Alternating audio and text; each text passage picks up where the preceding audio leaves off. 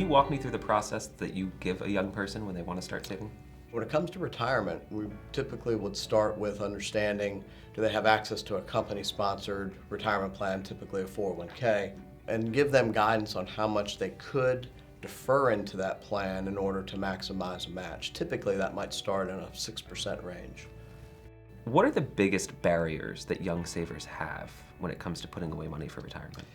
I think there are both real barriers and psychological barriers. The real barriers come down to just the pure math. What they have in inflows, what are their fixed outflows, and then what are the discretionary cash flows. For young people, it's often entertainment, eating out, kind of enjoyment of life, those types of things. When we sit down and help somebody think about long-term aspirational goals, that's when we see somebody shift the psychological barrier of, I can't save for retirement because I need to spend today, and then they're able to balance how they manage their cash flow. What types of tools or vehicles are available to people who are trying to put away money for retirement?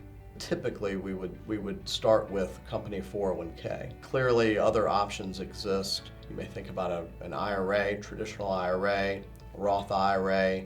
Even annuities and other insurance products can provide tax deferral, which can be important to many clients. How do you help clients understand whether they're saving enough? We typically walk through a goals-based planning analysis, and that analysis will help understand not just what somebody's current cash flow is, but how to adjust for inflation, a long-term goal of college planning or retirement planning. And that analysis will help indicate exactly how much should be saved on a monthly basis to fund those different goals.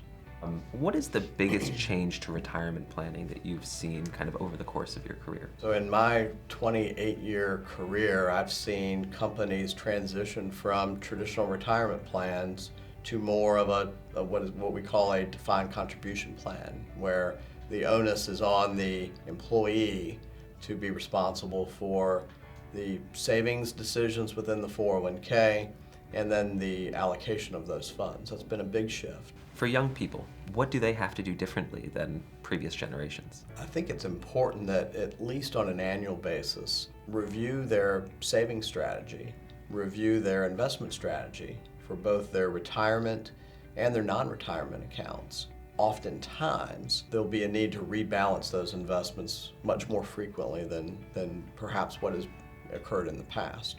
Do you have any recommendations for savers who want to prioritize between paying down their student debt and saving for the long term? My guidance to that investor is going to be to probably forego the new car purchase and prioritize their spending needs. The best discipline that I could offer is for anybody of any age is to understand not just where your income is coming from, but most importantly, where are you spending money. Once you're able to track those expenses, then you can better understand where you have flexibility in your budget.